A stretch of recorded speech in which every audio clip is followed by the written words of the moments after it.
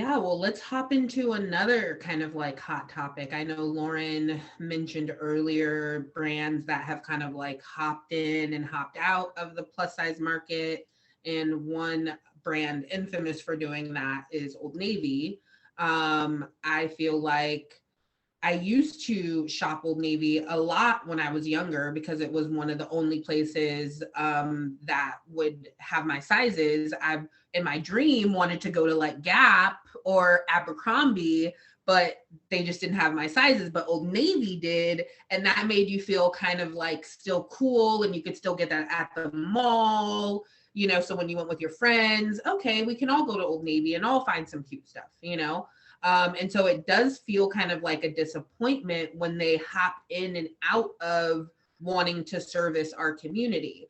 As industry insiders, what are some of the reasons that a brand would continue to offer a certain size range and then pull out of it? And what does that do for like the customer of that brand when they try to bring it back, if they try to bring the brand back? So for me, Old Navy is one of those things where I am simultaneously frustrated with the decision and frustrated with the media around it. I think I'm probably more frustrated with the kind of sensational journalism that happened by the Wall Street Journal, because they made it seem, no, I'm for real, like they made it seem like this is like, well, we showed it, we've looked at the numbers, plus size people don't buy. And that was really the overarching message of that Old Navy piece. And it didn't even had one quote in the entire piece from the actual Navy people. It was all speculation. They made it seem like they were fully pulling out of the market. And then what later we found out, they were not pulling out of the market. They were changing their inventory in about 10% of their stores, right? And well, I would rather have them have plus in 90% of their stores, 100% of their stores than 90%. 90% is still huge. And there, I'm sure there are some areas where it's just a lot of skinny women and the plus size was not selling at all, right? Like, I think I don't love it, but I understand it from a business perspective, where if you have to adjust your inventory and there are some places where the plus sizes simply are not selling, they could have given it a longer run. They could have done that for sure. But it is not a complete repudiation of what they said at the outset. I don't think it's a good decision.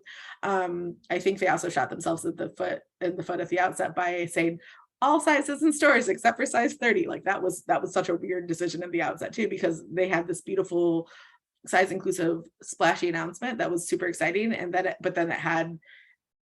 had like automatically set themselves on fire PR scandal within it. And it's like, why would you do that? You know, so that, I think that was a problem with the rollout, but I still think it's still notable because, like we said, there are very few places you can shop in stores, and the Old Navy price point is one that is very accessible, and that's super important. I grew up very, very poor, and Old Navy was one of the very few places I could shop new clothes when I was growing up, because it was the thrift store, which was often awful as someone who wasn't skinny, and Old Navy were the places I could afford. So I think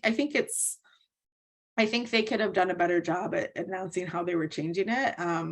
But I think the Wall Street Journal they were very responsible with that. I think they were definitely pushing their own kind of agenda. I think there's a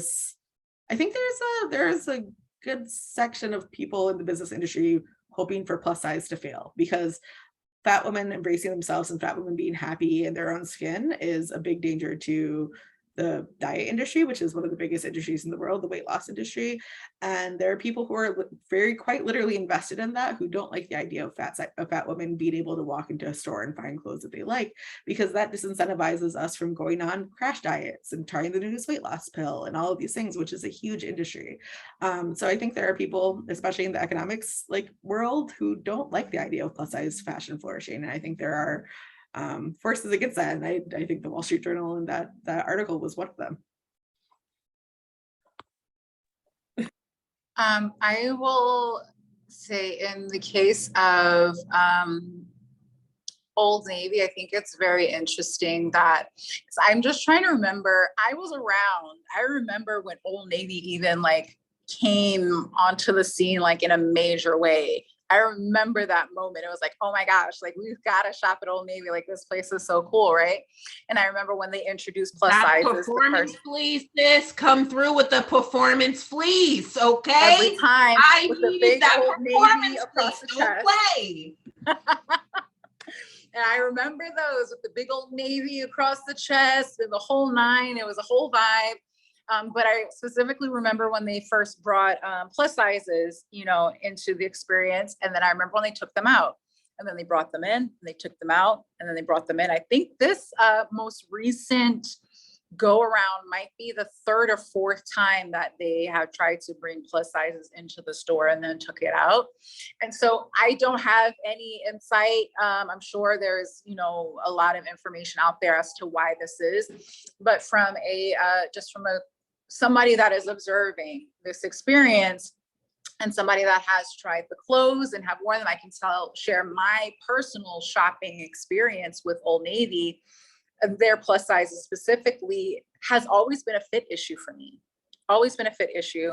And so even still to this day, going in there, now I will say, I've recently found a lot of cute stuff at Old Navy. I got me some little hoochie mama dresses and I love them. But things like denim continue to be a problem, and they have always been a problem for me at Old Navy, right? And I think that there needs to be more exploration, not just around like aesthetics, right? Because they have a very specific aesthetic that I think is, it carries across the entire brand, right? The one thing I do appreciate about Old Navy when they brought it back is there aren't styles that are only specific to plus sizes. They did a great job of launching this this new approach where it's like everything will be available, you know, in plus sizes, which was like phenomenal. It's like, okay, great. This is what I, as a consumer, want. I don't want a very different design because I'm fat versus, you know, what's available in straight sizes. But I think fit continues to be a challenge, unfortunately. And it doesn't feel like fit was really addressed when they brought this back. I feel like some of the fit continues to be the same as it was many years ago when I was not buying. I recently had an experience, I want to say about 2 weekends ago, when I went in there and I'm like, okay, let me try some denim. Let me give this denim a go again for the fourth time now that it's back in stores. And I have the same exact problem that I've always had, where it just does not fit right. And generally when I'm shopping, I buy a size 24 in my jeans. I tried a size 24. I tried a 26. I tried a 28. I found like a size 30. I tried that on. None of them fit me. None of them fit me. And so I'm not the type of person that is scared to go up. I will go up as many sizes as I need in order for something to fit me if I want it that bad. I don't care. But it should not be, that should not be the experience where I'm having to go 4 sizes to find something that it fits, to find something that fits me and it still doesn't fit right. And also I am someone, you know, again, I have mentioned earlier how like the shopping experience when you're plus size is emotional for all of the reasons that, you know, Sarah had outlined before. She talked about her experience going to the store and like wanting to cry, right? It tends to just be a really emotional experience. And so I am somebody that is a little older and a little more comfortable with myself. And so sometimes those experiences don't bother me. I'm like, yeah, I don't care. I'll buy the size 30 if I need to buy the 30. But if you're, you know, if you are somebody that is more impacted by, you know, the psyche of, you know, being, you know, already being uncomfortable going into this experience, being plus size, right? And now being made to feel like maybe that you are actually bigger than you are, right? And then also because you are bigger, feeling smaller in that experience, you know, as an experience, like I am no longer, you know, I'm not going into this feeling good. I feel like I have like, my confidence has decreased. I now feel like a tiny, insignificant part of this experience because I can't find the thing that fits me. I can't find the thing that I want. Everyone else seems to be having a good shopping experience. Why not me as well? Who wants to experience that, you know? And so I feel like that continues the cycle of having this in-store experience and then saying like, well, nobody's buying the stuff in store. Let's take it out. Clearly it's not worth the floor space. And it's like, no, well, actually, we really, as consumers, we really need you to get to the nitty gritty about your sizing, about the availability of like what is actually in stock. I feel like that's also a thing as well. Like I've gone into some of these locations and it's like they have the plus sizes there, but they didn't buy the right quantities. It's like, y'all are overbuying this size and not enough of this size. Like, what's going on with the planning of these sizes, right? I can never find a 3X. It's always like what's always left on the rack is like a 1X or the 4X. So maybe your planning team also needs to up the ante on the sizes 2X and 3X. If I know that I'm going into the store looking for these sizes and you're never going to have them, well, what's going to happen? I'm not going back in there to look for them, right? So I feel like there's all of these like factors at play that really need to be paid attention to. And sometimes from the retailer perspective, it might just be easier to like go back to the thing where we know that people will continue to do, which is online. People aren't going to stop buying things online. And so it's like, well, we're successful there. Let's just go back to that. Let's like get rid of this on the floor because it's not working. And it's like, you really need to investigate why it's not working instead of just giving up, because this is a very valuable market, a very, very, very valuable market that you're not even trying to work with. I think that's the thing here is like, y'all, we need y'all to work with us.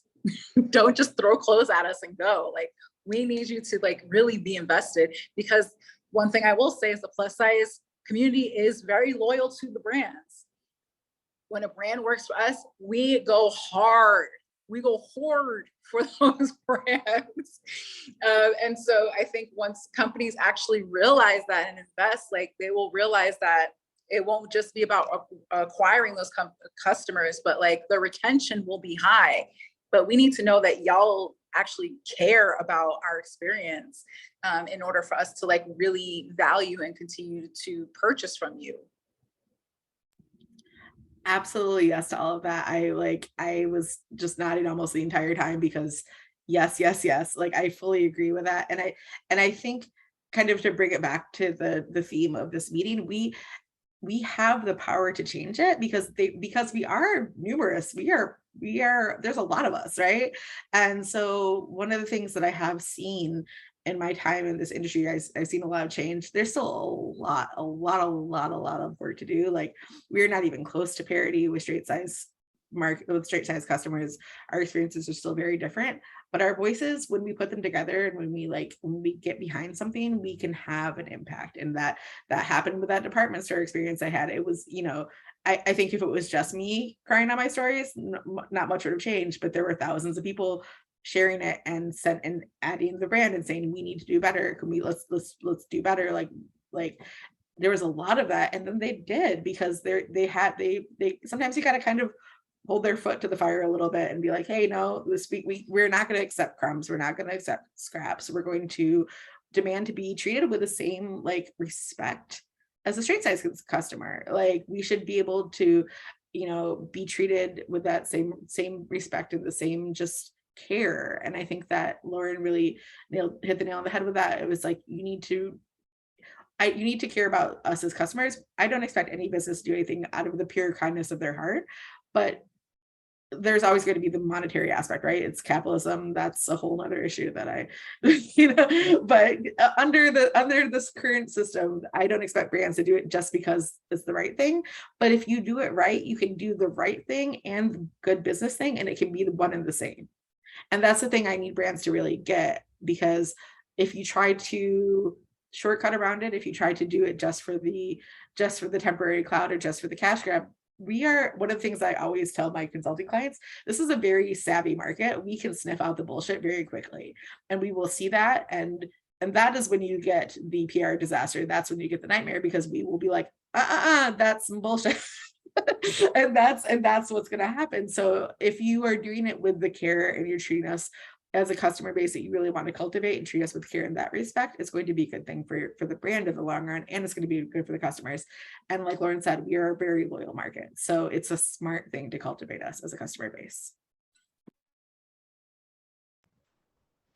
You both made some super great points. I definitely agree with the fact that, like, as consumers, we don't want to feel excluded. We don't want to feel like a second thought. It's important to prioritize our experience.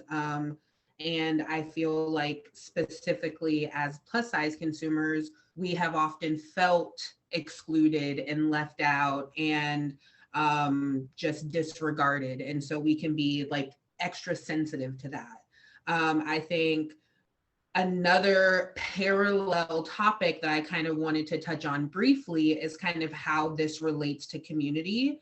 Because for me, something that I will see is as a community, we will easily forgive brands, we'll forgive businesses, and we will continue to give them their money and we will look towards the positive future. However, when there's another person, influencer, celebrity, who fucks up or does something bad or makes a decision that we don't agree with, we are fierce and we are loyal, but we can also drag people for making decisions that make us feel betrayed or left out or excluded. And sometimes I feel like we can be more forgiving as a fat community. We can be more forgiving to these brands than we can be towards each other. And so that was also another reason why I wanted to just kind of have this conversation, because I do feel like there needs to be a little more grace with people within this community, just as we allow to have these businesses to have grace and time to grow and change and develop. I feel like sometimes we don't have that same grace with each other. And I wanted to just get your perspectives on that. And if you've seen that kind of similar thread or theme in the community. Well, I think for me, I think the current era of the internet we're in is definitely one of the drag where people will be quick to drag somebody, sometimes for real things and sometimes for things that are a little bit overblown, right?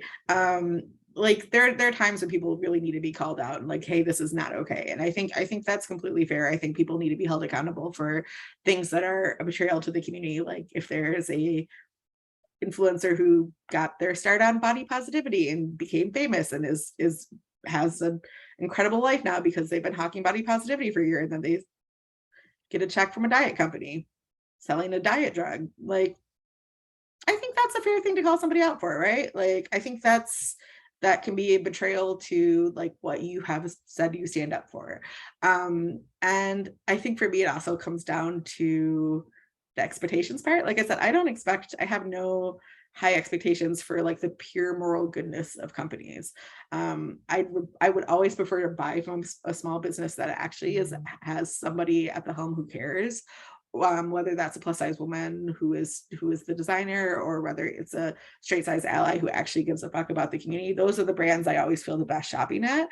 But when it comes to these big companies, I'm not expecting them to do it out of the pure moral goodness of their company heart. I think it's going to be because of money, and they see an opportunity and they want to serve it. I just want them to serve it without exploiting us. That's what my expectation is for companies, right?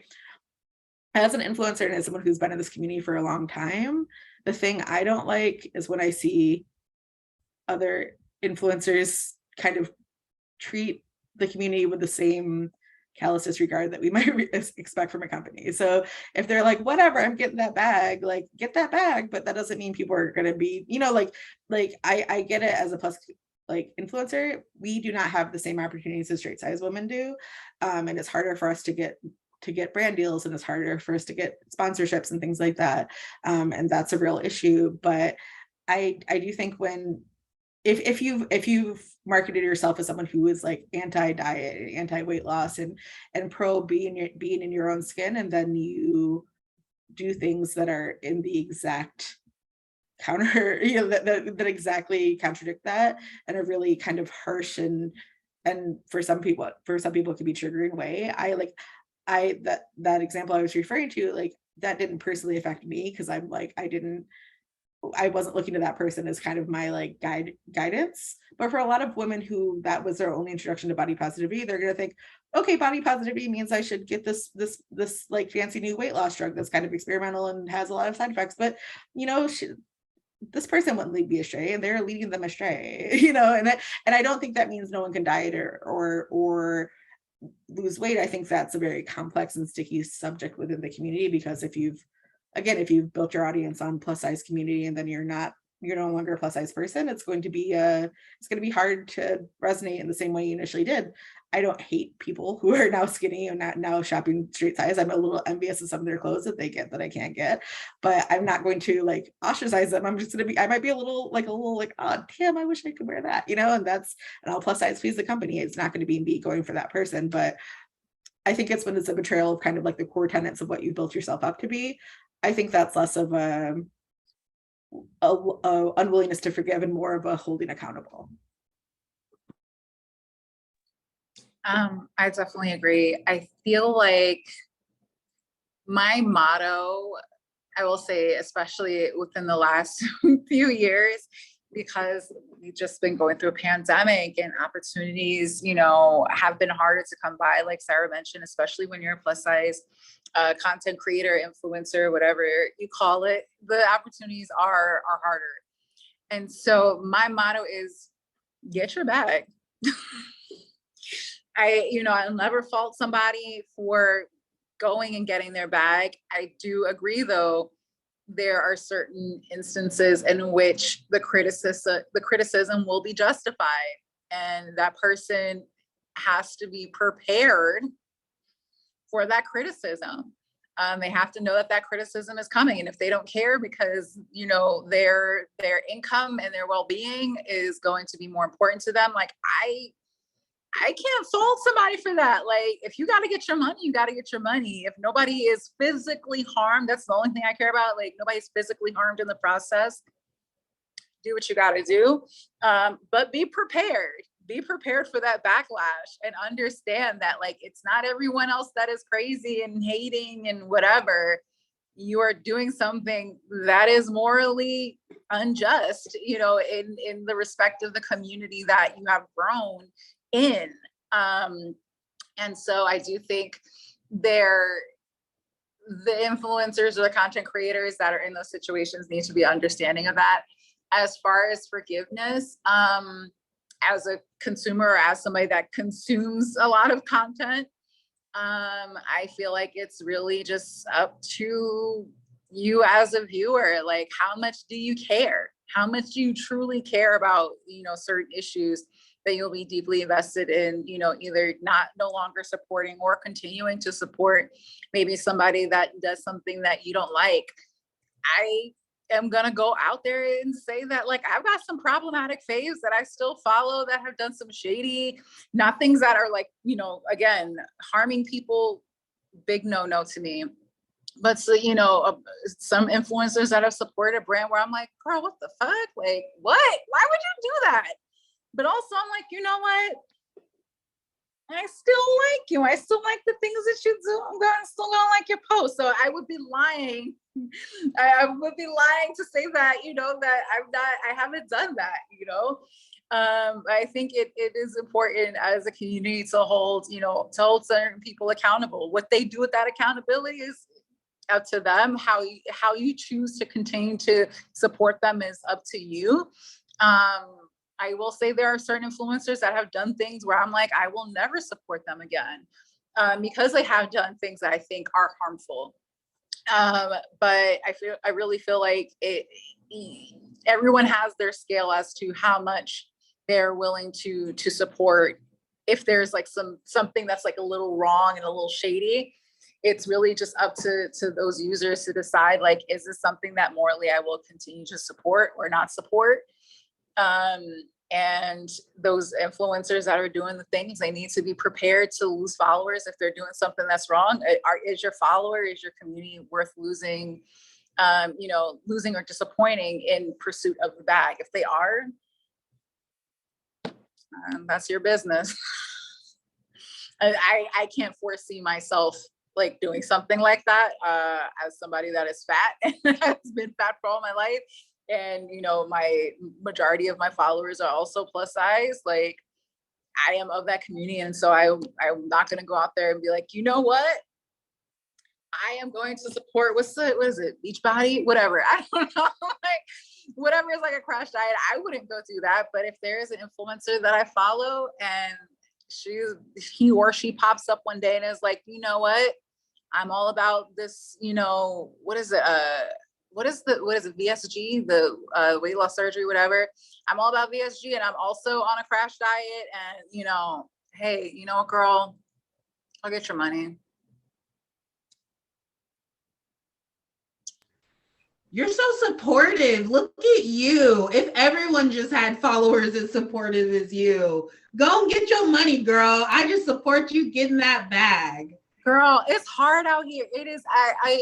I feel like a lot of times we sit on our moral high horse, right? And we're like, I would never do this, and I would never do that, and I would never support somebody that did this. And my whole thing is, as I've gotten older, it's like, if no one was physically harmed in this process, who am I to say don't pay your bills? Because I don't necessarily like this brand that you work with. If that brand is someone that causes physical harm, or is doing things that are just blatantly just terrible, like racist, that's something I'm not going to be okay with, right? But if it's like, I don't like this product and you're supporting, girl, your rent is due on the 1st. Your mortgage is due on the 1st. You got to pay those bills. You got kids to feed. Who am I to tell you not to go work with Weight Watchers? Girl, yes, sure, lose the 70 pounds. I don't care. You got bills to pay. I think it's one of those things where we all have our lines, and I think you're so right about that it's like we all have to kind of do that moral calculus of like, what is it going to be? Is this going to be too much for me, or is this going to be something I can let slide? Like, none of us are perfect. We all have things that have disappointed someone that in the community, or we haven't maybe handled something. Like, do you accept the feedback? Do you learn and grow, or do you say, fuck it, I'm getting the money, and you keep it moving? Those are decisions, and people can choose to follow and unfollow.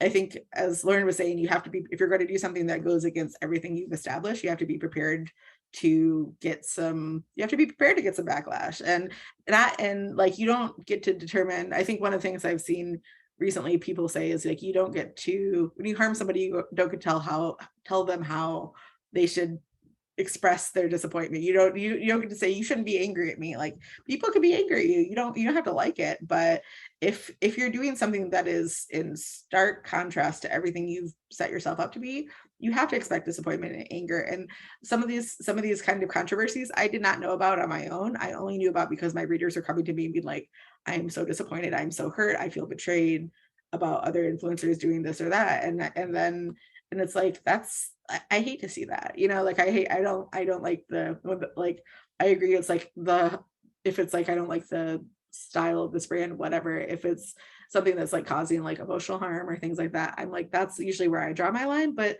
they're like I was saying with the Abercrombie thing, if I was like talking about emotional harm as a brand, I would never ever do Abercrombie, because that 3 decades ago was shitty and like traumatized a lot of people. But we have to kind of make that calculation and then just go from there. I think the only thing is, sometimes it's hard because people like to pile on sometimes, and sometimes people do like a bit of drama just on the internet. So they're like, let's go, it's time to like take this person down. But I do have to say, I don't think there's one single person in the plus community who is big as far as following and stuff like that has truly gotten canceled. Everyone I know who's had to deal with these things, they're doing just fine, and they're not having any problems paying their mortgage on their second house in this resort community. They're doing just fine. So like, I don't think we've actually canceled many people as a community, for plus size community. I think sometimes people just have to deal with some less fun times, but that should be part of the calculation for accepting it. I personally am like, my strong hard line is I will not do diet or weight loss stuff ever. I feel like that would be a betrayal to my readers. So if I did that and my readers were coming for my neck, I would have to deal with that, because like, if I really needed that money, I would have to be like, all right, this is what's going to come for me, and I wouldn't like it, but it, like, that would be something that they would justifiably be angry with me about. So I'd have to deal with that, So that's always kind of the way I look at it. But it's so complex and it's so hard because there's such a variety of responses too. It's, like, Lauren and I, we've been in it, Annette, you've been in it. We know kind of all the nuance behind it. Sometimes people just go with their gut reaction and can be mean. That's not fun, but it's also like, we can't expect everyone to be doing the deep analysis, you know?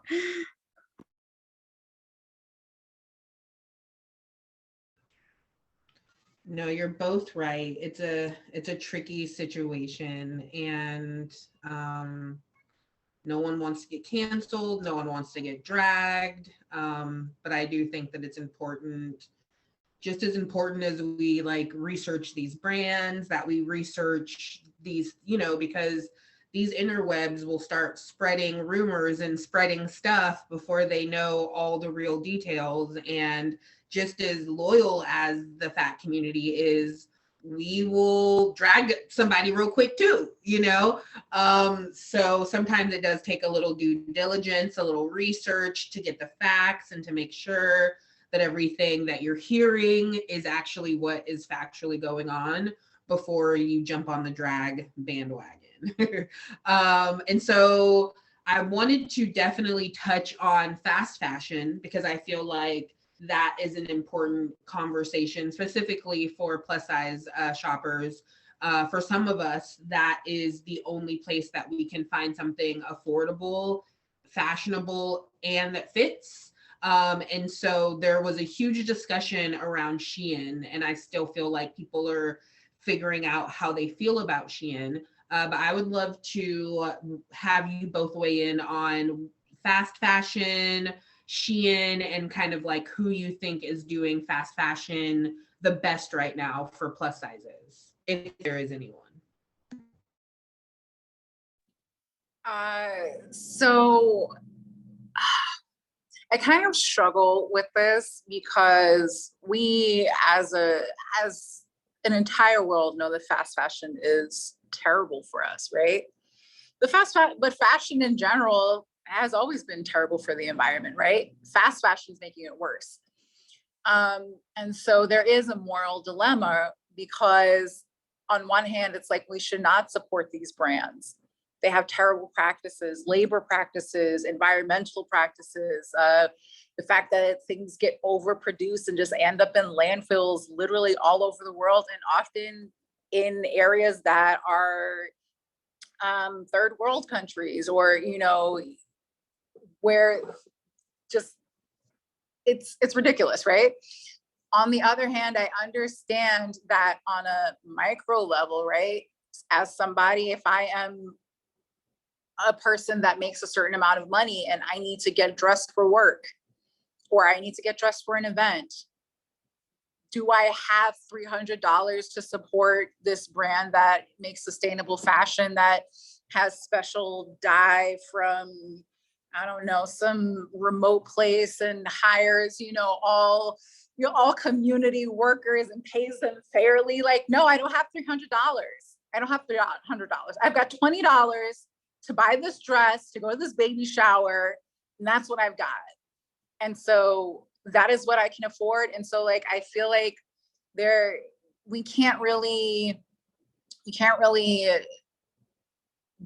look so negatively at people that support some of these brands, because it's like, this is what I have access to. This is what I can afford. This is who is selling things that I actually like.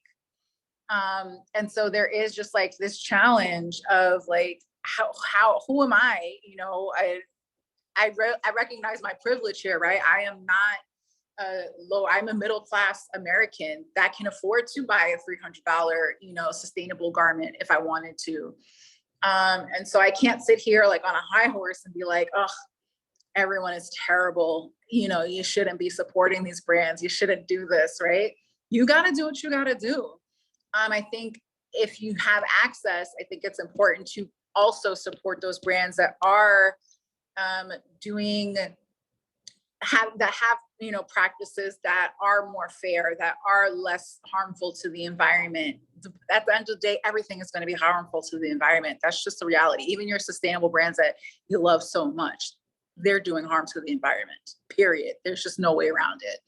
But you can support brands that do less harm to the environment And so I think it's important for us, for people that do have that level of access, to make sure that we are supporting those brands and uplifting them and sharing information and buying from them and doing whatever, because we need to empower them and make sure that they're around, so that one day, hopefully, when these other brands catch up, they can get on that level. I feel like it's a long game with sustainability.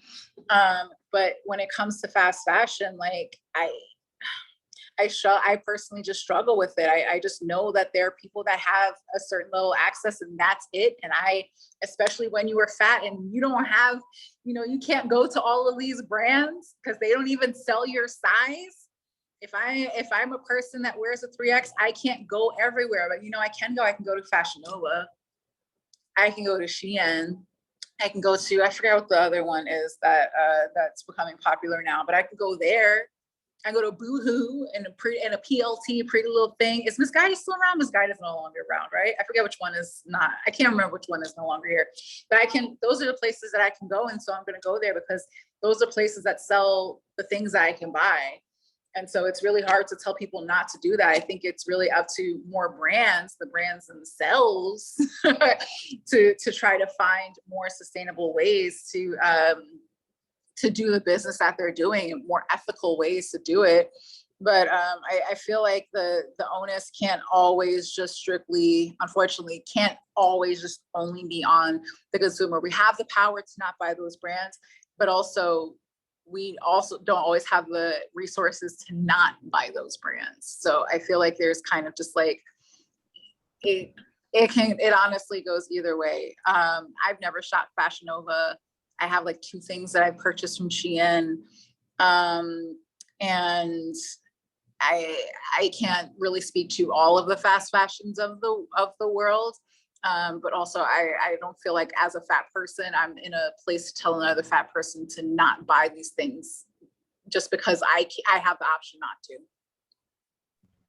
But also riddle me this, because I feel like I do purchase fast fashion, but like I'll have my fast fashion for like 17 years. You know what I mean? Like they say it's fast fashion, but when you're fat and you don't know if you're ever going to find an item like that ever again that's fits you and fashionable and on trend, you baby that thing. You wash that thing by hand and hang dry it because this is slow fashion over here. It's true. It's very true. And I feel like fast fashion is more in relation to not just the length in which the garment is going to last, but the way the process with which it's made. It's the process. It's really made quickly, poorly. Yes. They don't pay the makers. So it's fast fashion more based on the process, which I do think is important to explain. But It's fast fashion also because the retailers think that this is just on trend for this season, and after this season, it's going to go away. Unfortunately, as plus size people, they don't all the time make things seasonally for us. Exactly. It's both. It's like, how quickly can these things be produced, in a traditional retail calendar, or just from a production standpoint. I used to do production. And so there you have your lines throughout the year. You have your fall, you have your you have resort, you have winter, you got summer, you got pre-spring, you got like these seasons. But the way in which fast fashion is produced now, like things will be produced within 2 weeks. Whereas like back in the day, your production would take a minimum of 90 days, right? Like we would have back like when I was doing production, it was a big deal if we could get things done in 60 days or 30 days. It was like, ooh, we got to get this order. It's going to take 30 days. But now things get produced in 2 weeks, right? It's so quick because they're trying to catch the trends. They're trying to capitalize off of that. And so overproduction happens. If you're trying to catch a trend, you don't know if this is really going to sell like that. They're overproducing, and that's where the harm really comes in. It's like we are overproducing. We're making more things than we even know that we can actually even sell. And those things that don't sell end up in landfills. Most fast fashion that's produced ends up in a landfill. It does not actually get sold. So even though we're like babying our things because we don't know where we're going to get them, because I was laughing because I'm like, yes, I too have some things from Conway still to this day. You know, if you're from NYC, you know, Conway ain't been in business for a while, but it's just, you do treat your garments a certain way, but at the end of the day, like, things are being overproduced, and it's a very slippery slope. It's a very slippery slope. I agree. I think there's a lot of nuance to it that's hard to capture in like quick like Instagram and TikTok and stuff like that. And so I love that we're like getting into it right now.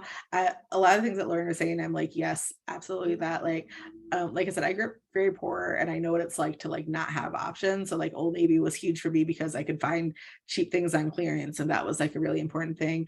And so I understand the importance of having options at a price point that is accessible, because one of the things I think a lot of people don't understand is that being able to dress yourself in the way that fits your personality, who you are, who you want to be, that is something that is really important. And then for so many people, based on size and based on budget, that's just simply not an option. So then you're being forced to dress in things that make you feel less than, make you feel like your body is something to be ashamed of or should be covered up. And that's like, that can have psychological damage, right? So as a blogger, I always try to kind of like give a range of options. One, just because I know people who are budget shoppers and that's all they have. There are people who have the money and want a deal, but then most of the time they're buying the sustainable clothes, you know, like, but then occasionally they'll do a trend piece in the fast fashion.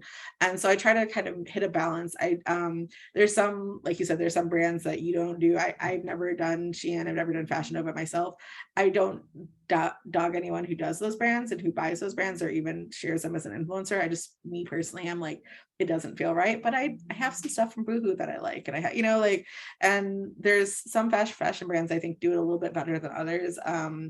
Like Annette said, I do think Target is kind of becoming a little bit of a not as fast fashiony, but they're on the trend cycle really well for like their wild fable stuff. They have a lot of the trends and they have that price point. So I often include like Target options because you can get stuff that's pretty well made and it's very cheap, and like I like to be able to include that option. And then for the more fast fashion, like pure fast fashion, as far as the trend cycles and getting everything out really fast, one company that I think is doing really well, it's a new company, I've only tried a few things from them, but Finesse, they have these like really trendy interesting options, but they are made to order. So you order that, there's none of that surplus, there's none of that, you know, stuff piling up in the landfills, because it's all made to order. It takes, like they say, like 9 to 13 days, but I've gotten most of my stuff in like 6 or 7, which is not bad. And they're making it to order and sending it out. So I'm like, I think that's a good way to get the really cool and interesting options, and still be able to like get, like I got a pair of like lavender PVC pants and like a pair of green sequin pants with a cutout, like not like staple items, but like cool trendy things that I would like. One thing is they're like extra small to 3X, so it's not a full size inclusive brand yet, but that's better than a lot of brands as far as like actually having plus size sizing at the outset, at the launch. So I appreciate that they do have that. So those are the ones I'm kind of like, I kind of lean on, but I try to present a range at all times, because they're just like straight size women. There's customers across the board who, from designer to bargain, we are the same way. Plus size women, we're a diverse population. We're not a monolith. So we all need options.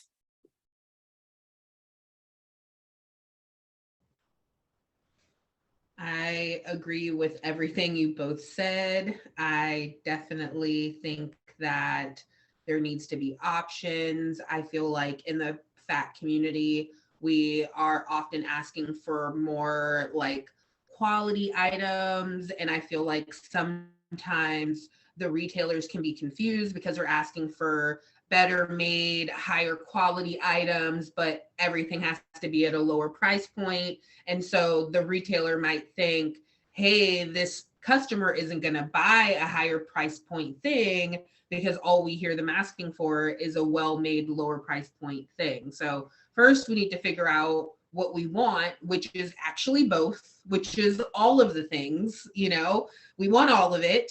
And then it's having the brands cater to us in a way that is desirable, that actually caters to us and that actually provides us with things that we want and need. So I definitely agree with everything that you said. I definitely need to check out Finesse. I have not heard of that. But yeah, before we wrap it up, I think that when we have these conversations about fashion, there in plus size fashion specifically, there is a part of our community that is often just neglected, not talked about, and not considered. And that is the super fat, the Infinifat, the consumer that is over a size 30, over a size 24 or 28. What brands are catering to that market? Are there any brands catering to that market? And like, what can customers do? What do we need to do so that people that are in that size, like they need clothes. Everyone needs clothes. That's one of the reasons why I got into the fashion industry, was because I felt like people are always going to need clothes. Let me do it, you know, but the industry forgets about certain people and just literally doesn't make clothes for them. How do we fight against that? And how are we supposed to be allies to our bigger brothers and sisters in this community who are often just disregarded, not considered, and in the back corner with all the clothes that are unorganized? So there are, so this is something, I'm very happy that you brought this up. This is something that is like very important to me. So one of the companies that I used to work for, the company that specifically dealt with plus sizes, we, at that time we were selling up to size 5X, and 4 and 5X, serving the 4 and 5X customers were always the hardest, because most of the brands that we worked with at the time only went up to 3X. You know, it's a big deal if we can get them to 4X, but the 5X was like the toughest. And the 5X customers were our most loyal customers, because they unfortunately did not have the access to shop just anywhere, right? And so this is something that I'm like constantly talking about. Like when I find out that there's a brand that sells 5X, I immediately, I'm like, all right, I'm reposting this in my story. I'm telling people that there is 5X here, because it is so rare. And I think it's important to speak about those brands, share those brands, even if you are somebody that is not within that size range. I think that is how you be an ally, sharing information, sharing reviews if you have them, letting people know like what kind of garments they sell, how much it costs, like just giving out that information as much as possible. Even if it does not apply to you, it is just so important to support in that way. And also speaking up about brands that maybe don't have those sizes, and they are just like inching towards like, oh, we have 3X. All right, well, what about 4X? What about 5X? What about 6X? So I think it's really important to always speak about those. I have on my Instagram account, break_style. This is the one way I was like, I can try to gather this information. I have a guide under my account for shopping sizes 5X and above. So I was able to find about 20 or so brands that have sizes 5X, 6S. Smart Glamour is a brand that is so great. They make things to order. They go up to, I think their main sizes go up to like, I think 10X maybe. And then they also do custom. They're so great. Loud Bodies is one that sells up to, I think, 10X as well. You have brands like Sealed with a Kiss, I believe goes up to size 6X. There are brands out there. A lot of them tend to be smaller though, smaller brands. So I think that's even more of a reason to support them as well as a smaller brand. Sometimes they just tend to do custom. Ishakti, a brand that I've loved forever. I love Ishakti. They do made to order. They do custom. They have a range, right? But they have, that goes up to, I think, size 40, but they will also custom make to your measurements. So I think there are brands out there. It's just harder to find them because people just don't, they're mostly online. And so I think it's really, really important that we speak about those brands. We share them as much as possible, because we need to make sure that our people that are, within those size ranges have options, even though we may have more of those options. Whenever we come across them, share them, because they need the access that they don't have right now. I fully agree with that. Like, I think one of the things I try to do, I'm like a size 18, 20, so I'm like small, mid fat, probably more mid at this point. And like there's times where I can like find things in a regular, like walk into a store and I find a thing. It's not easy, but occasionally, like if it's oversized or whatever, I can make it work. Um, that experience is still, it has a lot of privilege compared to someone who cannot find anything in stores, and who even a lot of the plus size sites don't have. So I try to be an ally in a few different ways. Like, one, as a consultant, I try to like make sure to emphasize, like Lauren said, like this is a really loyal customer base. If you can cultivate it, you're going to have a really good customer base. It's a smaller population. Like it's the curve, right? You know, so like the most plus size people are going to be closer to the 1x 2x, closer to that average size, but there's still a ton of people who need clothing, and to really like big up the companies that do it. And so I try to make sure I'm the brands of the partners I'm working with, I will offer a discount for small businesses that offer that really good size range. And I will work with them to make sure I'm like showing that these are great options to have. And then also, like, I think one of the things is there are some really great options, but a lot of people don't really know about them. I think a lot of people think there's only like the few stores that they're familiar with, but there's a ton of options out there, but it is that trial and error. There is that risk to take. So I always encourage brands when I'm working with them to make sure they're actually showing it on larger plus size bodies too. One, because that's good marketing, but two, because that will help people pull the trigger and like make the purchase if they don't know. And so I always try to give as much detailed information as I can if I'm featuring a brand, and you know, I can talk about how it fits me as an 18-20, and people can extrapolate from that too. But also just like letting people know that there are options. Like Tamara Mollis is a really great option. She goes up to, aside from a size 2 to 36 now, they expanded. And so that's like a really great range. And it's helmed by a visibly plus size woman. She's the designer herself, is plus size. And then like Reb Dolls is like more of a almost fast fashion type, but they go up to 5X and they show visibly plus size people in their marketing. So brands like that, I like love to support them, love to share them, because I think that's what we're doing right. And I think I don't think every brand is going to do it, frankly, just like from an industry perspective, but I think we should prioritize as much as we can the brands that are doing it and the brands that are actually trying. And I feel like the one thing I always want to emphasize is like give brands a little bit of grace when they first start to expand, because if we think there's not enough pressure on them to expand to plus, there is even less pressure to expand to the full size range. And a lot of companies are so uncomfortable with it because they don't even see it done. They don't have it. It's not something that is in the realm of fashion for them. So we have to kind of help push them there.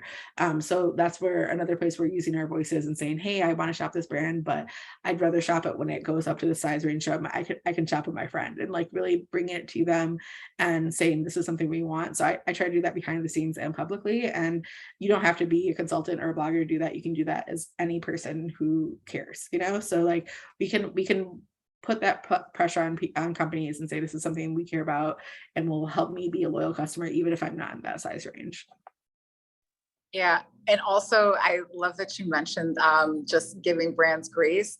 And speaking about brands, like when there is a brand that maybe does sell plus sizes and then they start selling a size, you know, the next size up, letting everyone know, like, oh, I noticed that such and such brand now sells 5X, they now sell a 6X, like making sure that you're like telling people, because sometimes they don't necessarily announce it.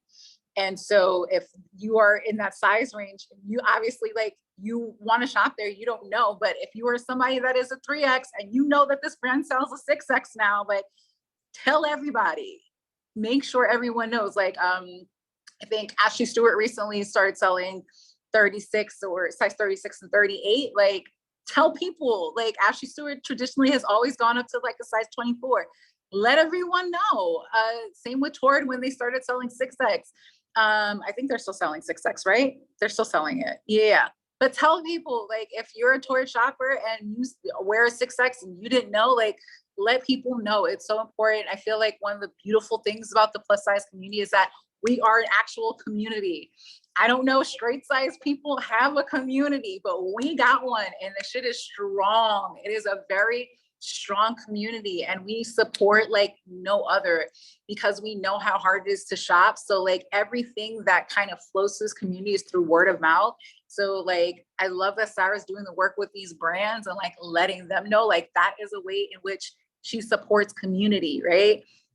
The rest of us that are like not necessarily working with the brands, like the way that we can contribute is through word of mouth and just sharing as many resources as possible. So like we got to continue to be a community in that way, and always support, the people that are, wearing these sizes that are above what we do, or what we're wearing, and making sure that they can one day have like the same level of access. It's so important.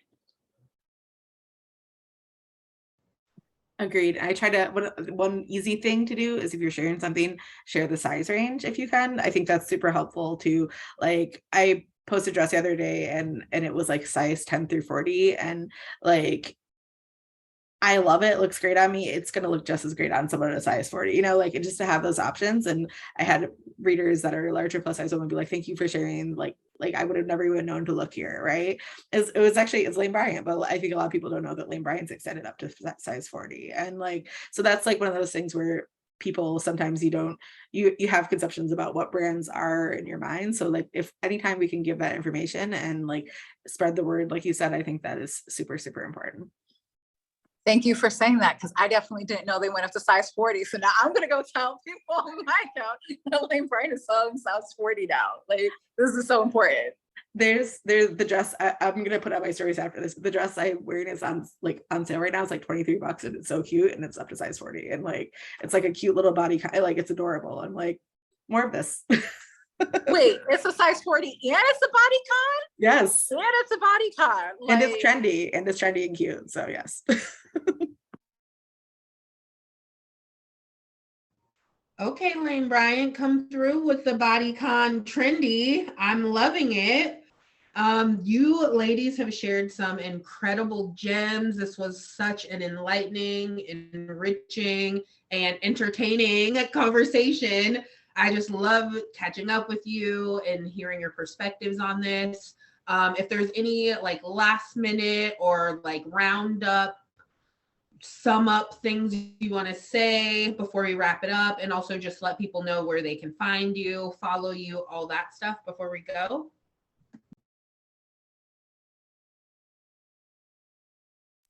I will say, just for me, as far as things to wrap up, continue to support plus size community. If you are in the community, like, you are in this, you are a fat person, you're in the fat size community. Share resources as much as you can. Share, just let people know where you're finding things when it comes to clothing. I know that most of this conversation has just been about clothing. So making sure you're just letting people know where you're finding things. Do not be stingy with details.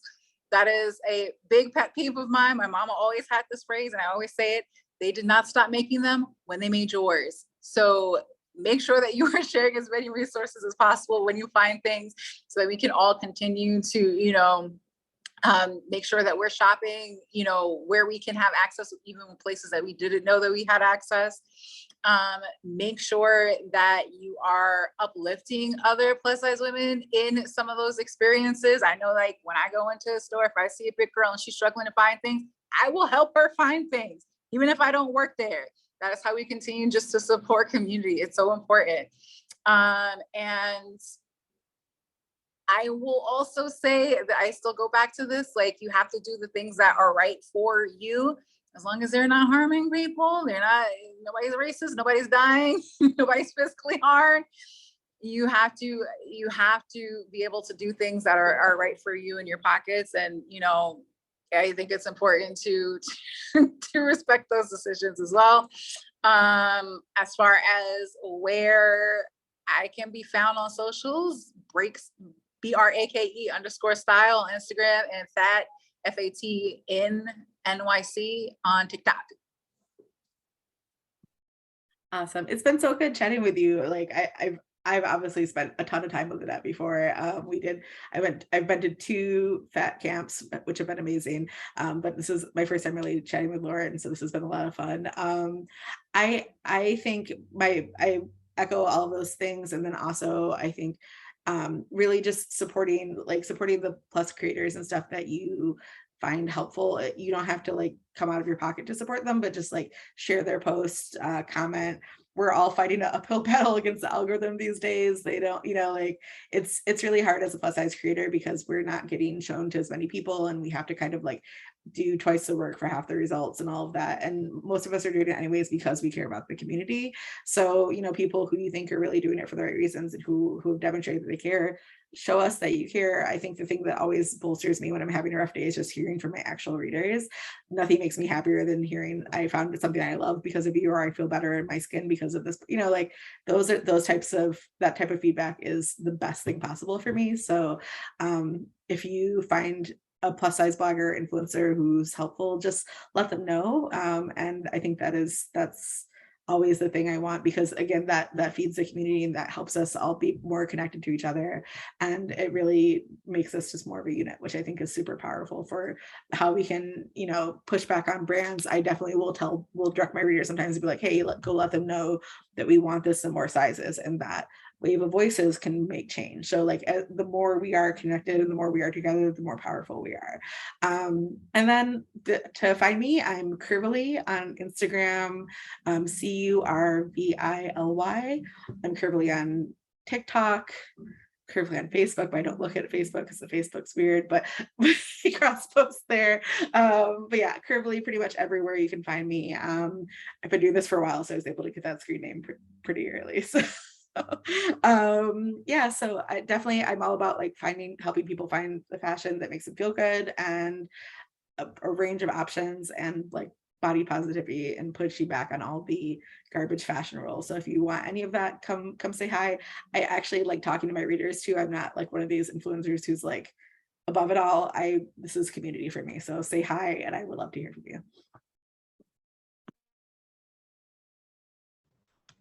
Yay. Well, I'm so happy that we took this time to chat, talk about our community, hopefully educate our community a little bit more about some of the behind the scenes things that happen in the fashion industry, hopefully educate the fashion industry a little bit more about what plus size consumers are looking for, what we need and what we're demanding, and how to receive our money.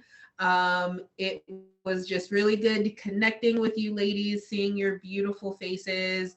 I definitely am going to start sharing more about extended sizes and plus sizes and just all the sizes now, because I do actually see that as allyship. The more that we talk about it is just like always sharing when there is more sizes available, because there's always going to be people underserved. So that is a great takeaway for me. So thank you both for your time and just educating me. I can't wait to see you in real life. And yeah, have a fantastic night. Thank you for joining us. And hopefully you learned something and can take something positive away from this. Have a great night.